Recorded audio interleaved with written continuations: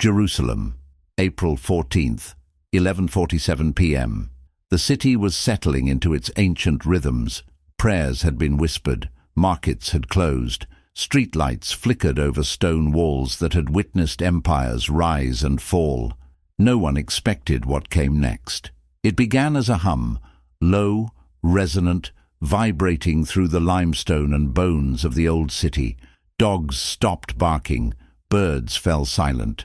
A mother putting her child to bed in Silwan paused, hand on the doorframe, listening. Then the light came, not from the horizon, not from the earth, but from above, a column of luminous fire descending through the clouds over the Mount of Olives, radiant and terrible, like molten gold poured from an invisible chalice. Rabbi Moshe Stein was studying Torah in his apartment near the Western Wall when the room flooded with brilliance. He rushed to the window. His breath stopped. "I have read about such things," he would later say, his voice trembling. "The Shekinah glory, the pillar of fire that led our fathers through the wilderness. But to see it with these eyes," he wept. Across the valley, Sister Maria Therese stood on the balcony of the Church of All Nations. She had been praying the rosary when the darkness split open.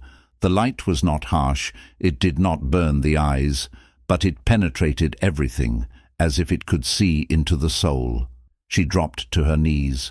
"Holy, holy, holy."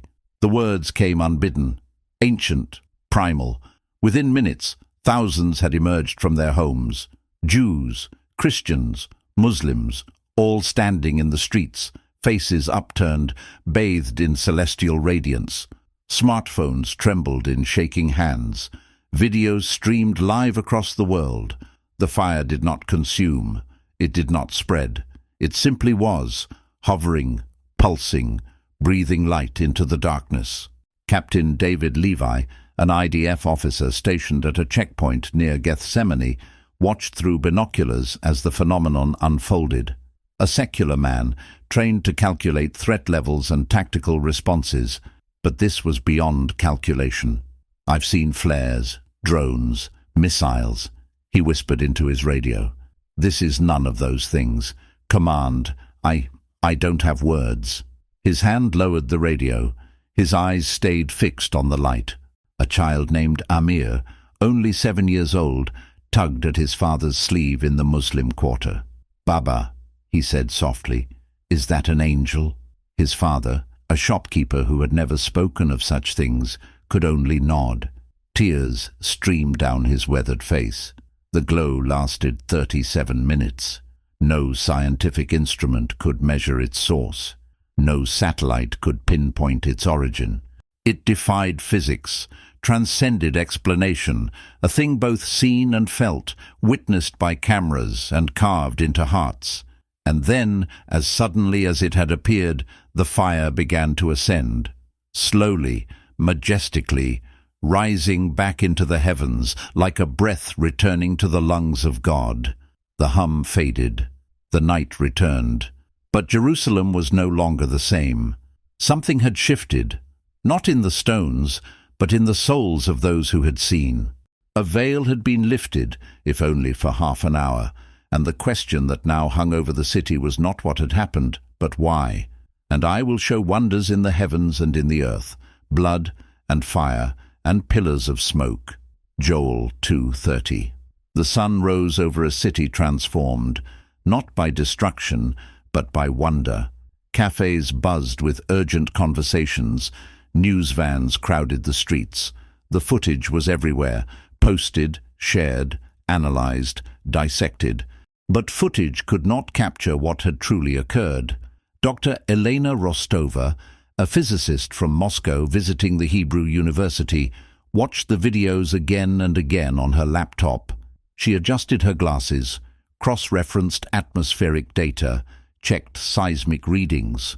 Nothing. No electromagnetic anomaly, no gamma radiation, no atmospheric disturbance. "Scientifically," she said to a reporter outside the university gates, "this should not exist." And yet tens of thousands of people saw it, recorded it. There are over 400 separate video files from different angles. This was real, but it was not natural. She paused, choosing her words carefully. Perhaps not everything that is real is natural. The admission cost her something. You could see it in her eyes, the crumbling of certainty, the terror and thrill of standing at the edge of an abyss where equations failed and mysteries began. Rabbi Stein had not slept. He sat now in a study hall with 12 other scholars. Ancient texts spread before them like maps of forgotten territory. They searched the prophets, the Psalms, the Talmud. They debated in Hebrew and Aramaic, voices rising and falling like liturgical chant. The Zohar speaks of a time when the heavens will open, one said. Isaiah saw the Lord, high and lifted up, the train of his robe filling the temple, said another. Rabbi Stein ran his finger down a passage in Exodus. When the glory of the Lord filled the tabernacle, Moses could not enter. The presence was too great. What if this was the same presence, a visitation, not to destroy but to announce? Announce what? Asked the youngest scholar. Silence filled the room, heavy, expectant. That he has not forgotten us, Rabbi Stein finally said. That the promises are still alive. At the Church of the Holy Sepulchre, Sister Maria Therese knelt in prayer, but the words would not come. She had spent 20 years in Jerusalem, devoted to a life of quiet service, but last night had shattered her quietness. She had felt seen, not by human eyes, but by something infinite and personal at once. Father Dominic, an elderly priest from Ireland, sat beside her. You saw it too, he said softly. She nodded. Then you know, he continued, that we are living in the days the apostles spoke of, when the Spirit would be poured out, when signs and wonders would return to the earth. But why now? She asked, her voice barely a whisper. Perhaps because the world has forgotten how to see, Father Dominic replied. Perhaps because we needed to remember. Across the city, Imam Tariq al-Mansour stood before his congregation in the Al-Aqsa Mosque. His voice was steady, but his heart raced. Brothers and sisters, we witnessed something last night that cannot be explained by men. In the Quran, it is written that Allah sends signs to those who reflect. We have been given a sign, not to frighten us, but to awaken us, to remind us that this world is temporary and that the hour draws near when all will stand before the Creator. He looked out at the faces, young and old, doubtful and faithful. Do not let this moment pass without asking yourself, am I ready? Am I living as one who believes in the unseen? The footage spread beyond Jerusalem. Within hours, it was the most watched video on the planet. Billions saw the pillar of light. News anchors struggled to remain impartial. Talk shows brought in skeptics and believers. Social media exploded with theories: aliens, holograms, mass hallucination, divine intervention. But those who had been there, who had stood beneath that light, could not be swayed by explanations. They knew. A street artist in East Jerusalem painted a mural on a crumbling wall, a column of fire above the Mount of Olives, and beneath it, a single word in English, Arabic, and Hebrew, awaken. Tourists flocked to the site. They stood where the light had descended, hoping to feel something, to catch an echo of the presence. Some prayed, some wept. Some simply stood in silence, waiting. And in the waiting, something shifted. People began to speak more kindly. Strangers helped one another. Ancient grudges felt suddenly small. For a brief, fragile moment, Jerusalem remembered what it meant to be holy. Heaven and earth will pass away, but my words will never pass away. Matthew 24:35. The phenomenon that began in Jerusalem did not stay in Jerusalem. Its ripples moved outward, touching every continent, every culture, every creed. The Vatican issued a statement. Pope Benedict spoke from St. Peter's Square, his voice carrying across a crowd of hundreds of thousands. What happened in Jerusalem is a mystery we must approach with humility and reverence. The Church does not rush to declare miracles, but neither do we dismiss the movement of the Holy Spirit.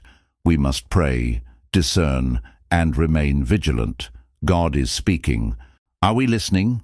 In New York, a mega-church pastor live-streamed a sermon to 4 million viewers. This is it, brothers and sisters. The end times are here. Get ready. Get your hearts right with God. The signs are all around us. His words ignited both fervor and controversy. In Tehran, a young Muslim woman named Layla watched the footage alone in her apartment. She had drifted from her faith, consumed by work and ambition. But the light over Jerusalem pierced through her numbness. She wept without knowing why, and for the first time in years, she opened the Quran and began to read. In Beijing, a government spokesperson dismissed the event as a natural atmospheric phenomenon. Science will soon provide a full explanation, the official said, but underground churches in China exploded with new members, people who had seen the light and felt something awaken inside them. Secular thinkers debated furiously. Podcasts, articles, university lectures all grappled with the implications. Could science and spirituality coexist? Was this evidence of something beyond materialism, or was humanity simply desperate for meaning in a chaotic world? Dr. Rostova found herself at the center of the debate. She appeared on an international news panel alongside a philosopher and a theologian. "I cannot explain what I saw," she admitted on air. "And I've stopped trying to explain it away. I am a scientist. I follow evidence.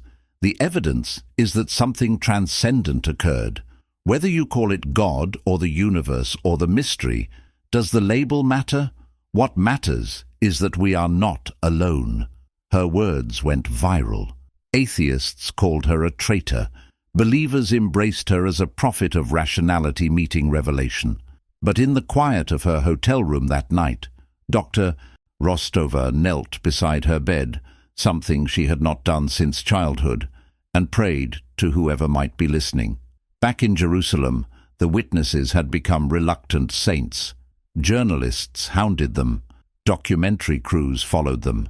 Everyone wanted to hear their story, to touch the hem of their experience. Captain Levi gave only one interview. "I spent my life preparing for war," he said, "for threats I could see and fight. But that light, it disarmed me. It made me realize I've been fighting the wrong battles. The real war is inside, between who I am and who I'm supposed to be." Young Amir, the boy who had asked if it was an angel, drew pictures of the light with crayons. His father hung them on the walls of their small home. Neighbors came to see them, as if they were windows into another world. The shopkeeper said to each visitor, "My son has more faith than I ever did." He saw without questioning. Maybe that's the lesson. Maybe we've all become too clever for our own good. But not everyone welcomed the light. In some circles, fear took root. Conspiracy theorists claimed it was a government weapon. Religious extremists declared it a sign of their particular doctrine's supremacy. Violence flared in a few corners of the city, old hatreds dressed in new garments. Yet these shadows only made the light more precious to those who understood. Sister Maria Therese began holding prayer vigils on the Mount of Olives. At first, only a few came, then dozens, then hundreds. People of all faiths gathered in silence, seeking the presence they had felt that night. "We are not here to divide," she told them. "We are here to remember that we were all seen by the same light, and that light did not ask what we believed. It only asked if we would open our eyes." Miracles began to be reported, small ones, quiet ones. A woman who had been bitter for decades found herself forgiving her estranged sister. A man addicted to anger felt it drain away like poison from a wound. Children stopped having nightmares. The elderly spoke of feeling young again, not in body, but in spirit. Were these true miracles, or simply the psychological effect of collective hope? Perhaps it didn't matter. Something was healing. Something was changing. In the halls of power, Politicians scrambled to control the narrative, but the light could not be governed. It belonged to no nation, no party, no institution. It was wild, free, untamable, like the wind, like the spirit it resembled. And as the weeks passed, the initial shock gave way to something deeper. Not hysteria, but hunger. A hunger for truth, for connection, for the sacred. Churches, synagogues, and mosques overflowed. People fasted, prayed, studied ancient texts with renewed intensity. Atheists reconsidered their certainties. Believers deepened their commitments. And in the space between doubt and faith, countless souls found themselves asking the most important question of all: what if it's true? For the earth will be filled with the knowledge of the glory of the Lord as the waters cover the sea. Habakkuk 2:14. 3 months have passed since the fire descended. Jerusalem has returned to its daily rhythms, yet nothing is truly the same. The event has entered the collective memory of humanity, not as history, but as prophecy unfolding. The world did not end, but something did end. The illusion that we are alone. The illusion that the universe is silent. The illusion that our choices do not matter. Rabbi Stein now teaches in the open air, beneath the sky where the light appeared. His students sit on ancient stones, listening as he unpacks the meaning of Revelation. The prophets always warned us, he says, not to scare us, but to prepare us. God does not abandon his creation. He calls to it, again and again. The question is never whether he speaks. The question is whether we listen. Sister Maria Therese has become a bridge between communities. She meets with rabbis, imams, secular activists, and skeptics. Her message is simple: we saw the same light, now let us walk in it together. Some mock her for naivety, but those who meet her cannot deny the peace she carries, a peace that survived the fire and emerged stronger. Dr. Rostova never returned to Moscow. She took a position in Jerusalem, studying not physics but theology. "I spent my life measuring the universe," she wrote in her journal. "Now I want to understand the one who made it." Captain Levi left the military. He now works with at-risk youth in the city, teaching them not tactics, but purpose. "I was trained to defend borders," he tells them. "But the most important border is the one around your heart. Guard it. Keep it open. Don't let bitterness or fear close it." Young Amir still draws pictures of the light. His father keeps them all, and when visitors ask what the light meant, the shopkeeper says, "It meant we are not forgotten." But the world remains divided.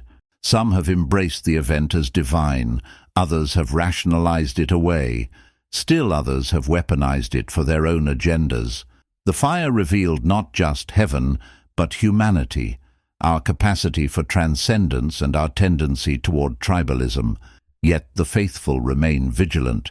They know that what happened in Jerusalem was not an end, but a beginning, a warning, an invitation, a call to prepare for something greater still to come. In homes around the world, people watch the footage again. They pause it at the moment the light is brightest, and they wonder, what was it? Who sent it? And will it return? The scientists have no answers.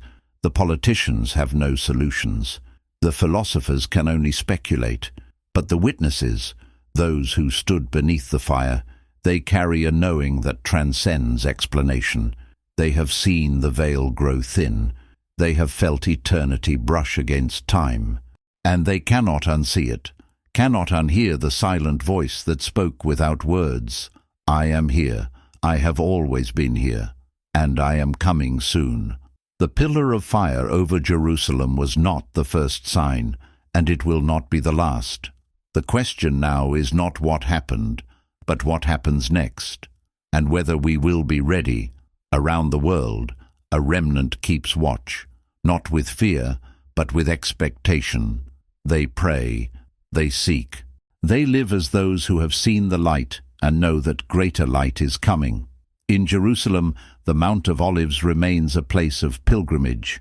Every evening, as the sun sets, people gather there, not to seek another visitation, but to remember the one they received. And sometimes, in the stillness, in the golden hour when day surrenders to night, they swear they can still feel it, the warmth, the presence, the holy fire that once descended and forever changed the meaning of the sky. The ancient prophets wrote of days when heaven would touch earth, when signs would appear, when the faithful would be tested and the sleeping would be awakened. We are living in those days. The fire over Jerusalem was not a fantasy, it was a fact. And facts demand a response. Will we dismiss it, ignore it, explain it away until it becomes comfortable and powerless, or will we let it change us? Will we allow the light to penetrate the darkness we've made peace with? Will we become the people we saw reflected in that glow, fragile, finite, yet connected to something infinite? The choice is ours. The time is now. Somewhere tonight, beneath the same sky, another soul looks up, wondering, searching, hoping. And the fire, though unseen, still burns. Therefore keep watch, because you do not know the day or the hour. Matthew 25:13. The story is not over. It has only just begun. Are you listening?